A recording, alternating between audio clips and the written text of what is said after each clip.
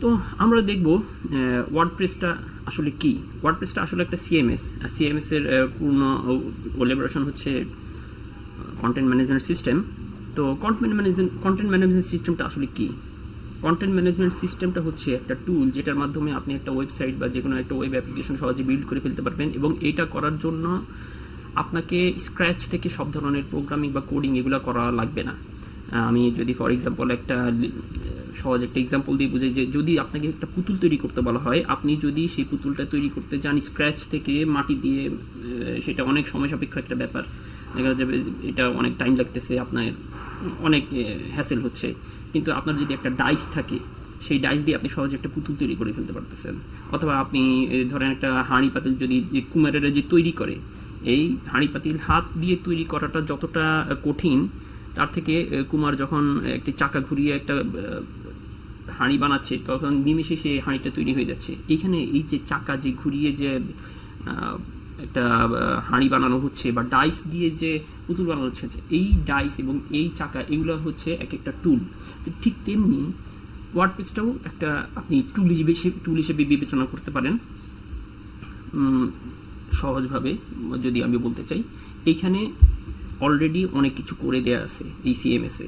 যেমন একটা ওয়েবসাইট করতে গেলে ওয়েবসাইটের জন্য একটা অ্যাডমিন প্যানেল দরকার হয়, আবার একটা user registration, user log in, feature, এই ধরনের বিভিন্ন জিনিসপত্র থাকা লাগে। এই ধরনের যে কমন কাজগুলো, যেগুলো প্রত্যেকটা ওয়েব অ্যাপ্লিকেশন বা প্রত্যেকটা ওয়েবসাইটে করা লাগে, এই কমন জিনিসগুলা আপনার এই সিএমএসটাতে অলরেডি করা আছে বিল্ট ইনভাবে। সুতরাং আপনি যখন একটা ওয়েবসাইট বানাতে যাবেন ওয়ার্ডপ্রেসের থ্রুতে, তখন আপনাকে এই কাজগুলো আর করা লাগতেছে না, স্ক্র্যাচ থেকে করা লাগতেছে না, এবং এতে আপনার কাজটা খুব সহজেই হয়ে যাচ্ছে।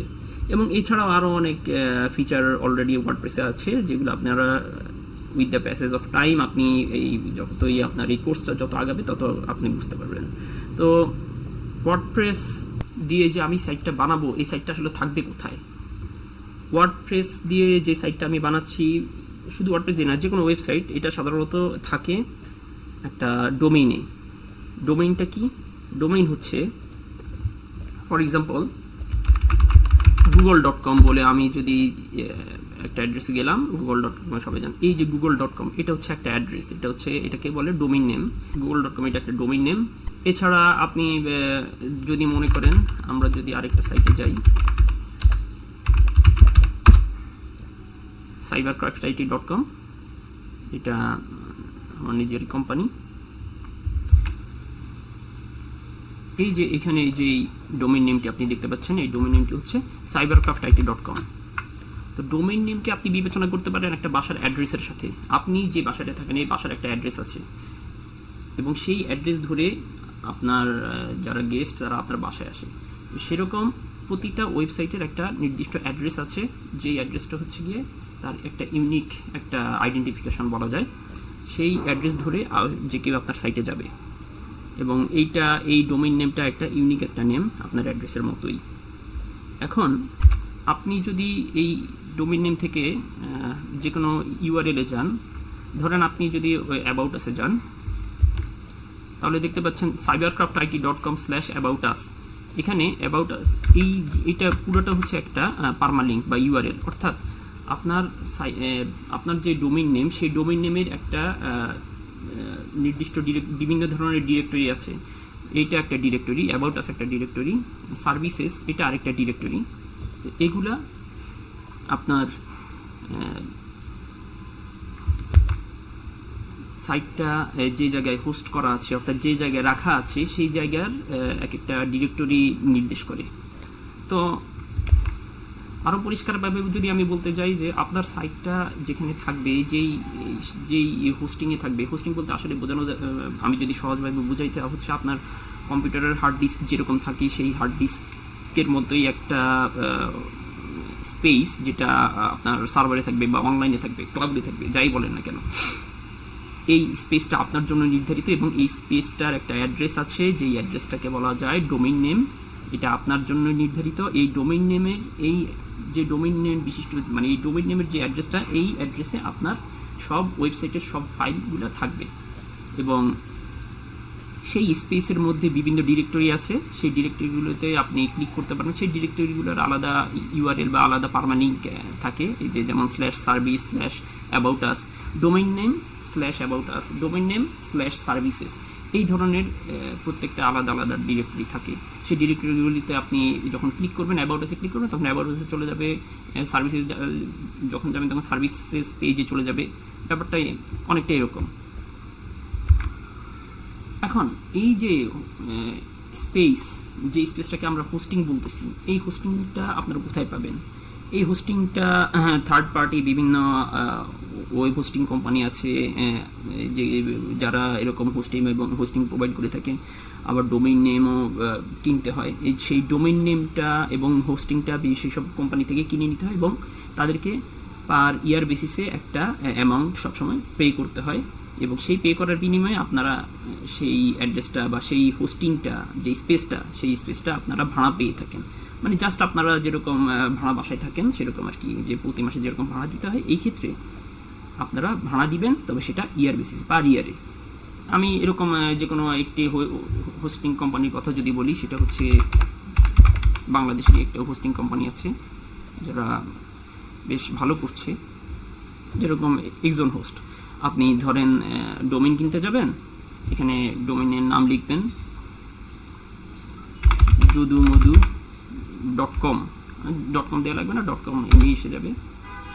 প্রথমেই দেখে নেবেন যে এই নামে কোনো ডোমেইন নেম আছে কিনা, অর্থাৎ এই নামটা যদি অলরেডি কেউ নিয়ে থাকে তাহলে এই নামটা আপনি আর পাবেন না।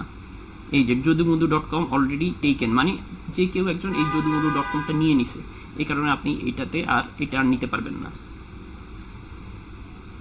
তো সেরকম যে কোনো একটা ফ্রি ডোমেইন নেম আপনি সার্চ করবেন, সার্চ করে আপনি সেরকম ডোমেইন নেমটা পেয়ে, আপনার কাঙ্ক্ষিত যে ডোমেইন নেম এটা পেয়ে গেলে সেই ডোমেইন নেম এবং হোস্টিং, সেই সাথে হোস্টিং আপনি এরকম এখান থেকে পেয়ে যাবেন, হোস্টিং থেকে। যাই হোক, এটা বিস্তৃত দেখানোর কিছু নাই, এটা পরবর্তীতে যদি যখন সময় হয় তখন এটা দেখাবো। হোস্টিং নেম এবং ডোমেইন নেম এগুলো কেনার পরে ফার্স্ট টাইম কেনা বলতে আসলে ওই ফার্স্ট টাইমে পারচেস করা বোঝায়, এটা আসলে একবারে কেনা না, পার ইয়ারেই এটাকে রিনিউ করতে হয়। কেনার পরে আপনারা যখন ওয়েবসাইটটা বিল্ড করা হয়ে যাবে, সেই ওয়েবসাইটটা আপনি সেই হোস্টিংয়ে হোস্ট করবেন, বা সেই ওয়েবসাইটের যে ফাইলগুলো সেই হোস্টিংয়ে আপনারা রাখবেন। আচ্ছা, এবং তখন ডোমেইন নামের সাথে হোস্টিংটা যখন লিঙ্ক করা হবে, তখন ওই ডোমেইন নাম থ্রুতে যদি আপনি যান, তখন ওই ওয়েবসাইটটা ব্রাউজারে দেখা যাবে, আপনারা দেখতে পাবেন, আপনাদের মতো পুরো ওয়ার্ল্ড ওয়াইড দেখা যাবে। তো যাই হোক, অনেক বিস্তারিত আসলে ডিসকাস করে ফেললাম ডোমেইন এবং হোস্টিং নিয়ে। আমি আবার ওয়ার্ডপ্রেস নিয়ে কথা বলি। ওয়ার্ডপ্রেস নিয়ে আপনি যখন ওয়ার্ডপ্রেসে একটা ওয়েবসাইট তৈরি করতে যাবেন, প্রথমে কি আপনার কি দরকার আছে এটা যে প্রথমেই ডোমেইন নেম এবং হোস্টিং কিনে তারপরে ওইখানে আমি ওয়েবসাইটটা বিল্ড করব? না, আপনি প্রথমে এটা লোকালি আপনার মেশিনে, আপনার কম্পিউটারে এই ওয়ার্ডপ্রেসটা ডাউনলোড করে এবং সেটার উপরে কাজ করতে পারেন লোকালি, এবং তখনও আপনার আসলে ওই হোস্টিং বা ডোমেইন নেম কেনা লাগবে না, এটা আপনি পরে কিনবেন, বা পরে যখন আপনার ওয়েবসাইটটা যখন টোটালি বিল্ড হয়ে যাবে, তৈরি হয়ে যাবে, তখন আপনি এই ডোমেইন বা হোস্টিং কিনে তারপর সেখানে আপনি এটা হোস্ট করতে পারেন। তো প্রাইমারিলি আমরা যখন কাজ করব, আমরা আসলে লোকালিই কাজ করব। আমাদের মেশিনে যেভাবে একটা সার্ভার সেট আপ করবো, এবং সেই সার্ভারে আমরা আমাদের ওয়ার্ডপ্রেসটা রাখবো, ওয়ার্ডপ্রেসের ফাইলগুলো রাখবো, এবং ওয়ার্ডপ্রেসের ডেভেলপমেন্ট বা ওয়ার্ডপ্রেসের সাইট আমরা তৈরি করব। আচ্ছা, এর মধ্যে আপনাদের মাথায় হয়তো প্রশ্ন আসতে পারে যে ওয়ার্ডপ্রেস নিয়ে আর কোনো কোম্পানি বা আর কেউ কি আসলে ওয়েবসাইট তৈরি করেছে কিনা, বা আসলে পপুলার কোনো ওয়েবসাইট বা তৈরি হচ্ছে কিনা।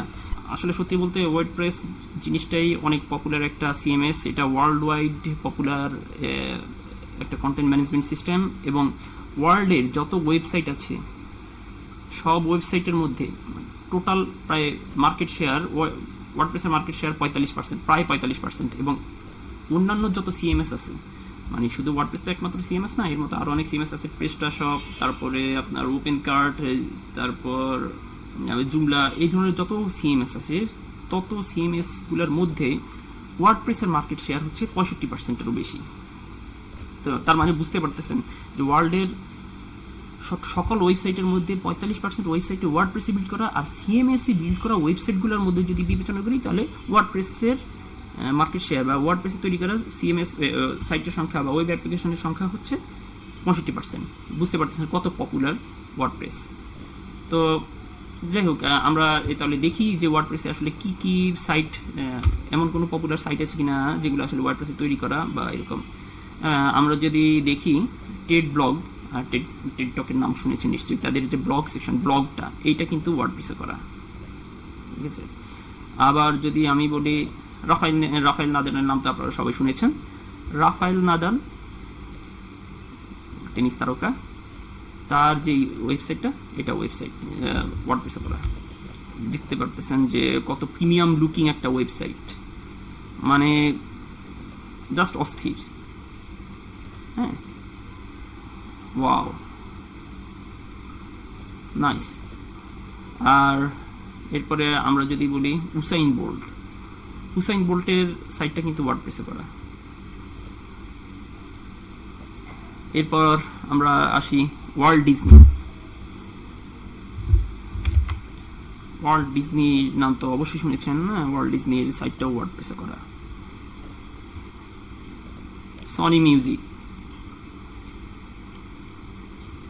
এদের সাইটটা ওয়ার্ডপ্রেসে করা, দেখতেই পাচ্ছেন। এবার আসি হার্ভার্ড ইউনিভার্সিটির কথায়। হার্ভার্ড ইউনিভার্সিটি কে না চেনে, হার্ভার্ড ইউনিভার্সিটির সাইটে ওয়ার্ডপ্রেসে করা। বিখ্যাত সংবাদ মাধ্যম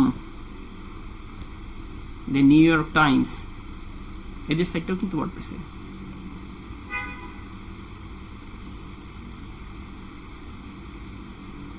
টেকক্রাঞ্চ, টেকনোলজি বেসড বিভিন্ন আর্টিকেলের একটা প্ল্যাটফর্ম, এদের সাইটটাও কিন্তু ওয়ার্ডপ্রেসে। টেকক্রাঞ্চের নামও হয়তো আপনারা শুনে থাকবেন, যদি আপনারা টেকনোলজি নিয়ে আপনাদের যদি আগ্রহ থেকে থাকে তাহলে হয়তো এই টেকক্রাঞ্চের নাম আপনারা শুনে থাকবেন। তো এরকম বিভিন্ন সাইট আছে যাদের বিভিন্ন ওয়েব অ্যাপ্লিকেশনও আছে যেগুলা ওয়ার্ডপ্রেসে করা। আমি তো জাস্ট কয়েকটা ওয়েবসাইট আপনাদেরকে দেখালাম। তো ওয়ার্ডপ্রেসে আমরা কিভাবে লোকালি আমাদের ল্যাপটপে কিভাবে ওয়ার্ডপ্রেসে একটা সাইট বিল্ড করব, এটা করার জন্য আমাদের কি লাগবে? আমাদের প্রথমে লাগবে একটা সফটওয়্যার যেটা আমাদের মেশিনটাকে একটা ভার্চুয়াল একটা হোস্টিং বা ভার্চুয়াল একটা সার্ভারের একটা এনভায়রনমেন্ট তৈরি করে দেবে।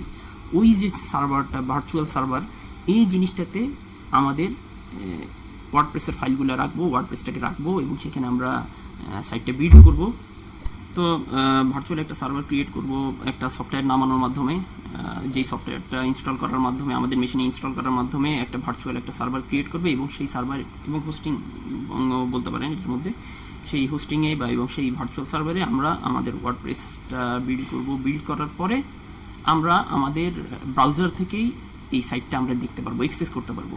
এটা কিন্তু আমাদের লোকাল মেশিনটাকে একটা ভার্চুয়াল সার্ভার বানাচ্ছে, বাট এমন না যে আপনি ওই গ্লোবালি অন্যরাও আপনার সাইটটাকে দেখতে পারবে, তার ব্যাপারটা তা না। এটা আসলে টোটালি ভার্চুয়াল একটা সার্ভারের একটা ফিল দিবে, আপনার মেশিনে ভার্চুয়াল সার্ভার তৈরি করবে, কিন্তু এর মানে এই না যে আসলে অন্যরাও আর কি গ্লোবালি অ্যাক্সেস করতে পারবে, ব্যাপারটা তা না।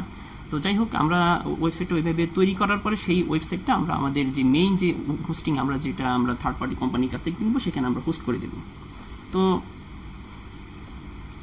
ভার্চুয়াল সার্ভার বানানোর জন্য আমরা যে সফটওয়্যারটা ইনস্টল করব আমাদের কম্পিউটারে বা ল্যাপটপে, সেটা নামিয়ে নিচ্ছি। এর জন্য বিভিন্ন ধরনের সফটওয়্যার আছে। এক্সাম একটা সফটওয়্যার, অথবা লারাগন একটা সফটওয়্যার অ্যাপ, এরকম ওয়াম্প আছে। আমি প্রাইমারিলি লারাগনেই কাজ করি, আসলে লারাগন প্রিফার করি। লারাগনের পোর্টেবল ভার্সন আছে, আপনারা দেখে নিতে পারেন। তো আমরা আমাদের নেক্সট এপিসোডে আমরা দেখব কিভাবে সার্ভার ইনস্টল করে ওয়ার্ডপ্রেস ইনস্টল করতে হয় সেই সার্ভারে।